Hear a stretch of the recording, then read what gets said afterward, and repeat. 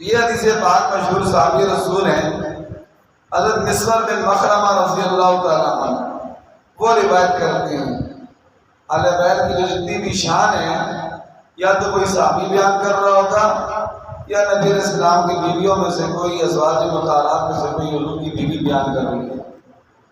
اس لیے صحابہ اور اہل بیت کے درمیان محبت اور پیار تھا، اور نبی علیہ السلام کی بیٹیوں اور بیویوں کے درمیان بھی محبت اور پیار تھا۔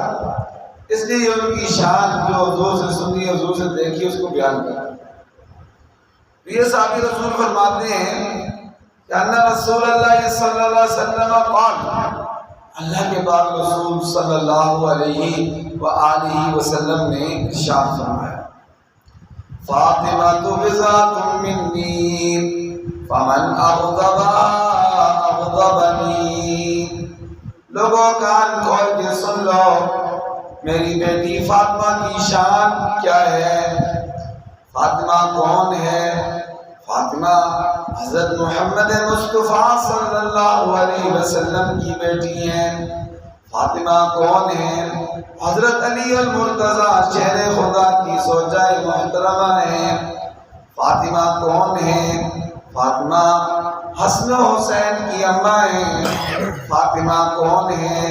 حضرت خدیجہ الکبریٰ رضی اللہ تعالی عنہا کی بیٹی ہیں۔ حضور نے فرمایا، لوگوں میری بیٹی کی شان، عظمت، مرتبہ اور مقام سنو کہ فاطمہ تو بضعۃ منی، فاطمہ میرے گوشت کا ٹکڑا ہے۔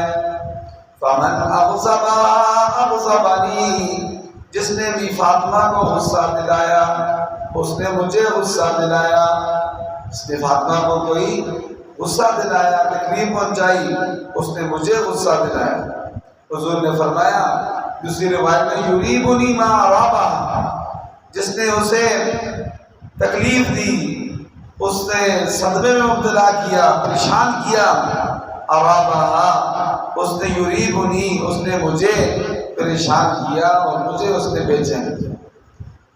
گویا حضرت فاطمہ کو تکلیف پہنچانا حضور کو تکلیف پہنچانا، اور جو حضور کو تکلیف پہنچاتا ہے گویا وہ اللہ تعالیٰ کو تکلیف پہنچاتے ہیں، اور جو اللہ کو تکلیف پہنچاتا ہے اس کا ٹھکانہ دوزخ اور جہنم ہے۔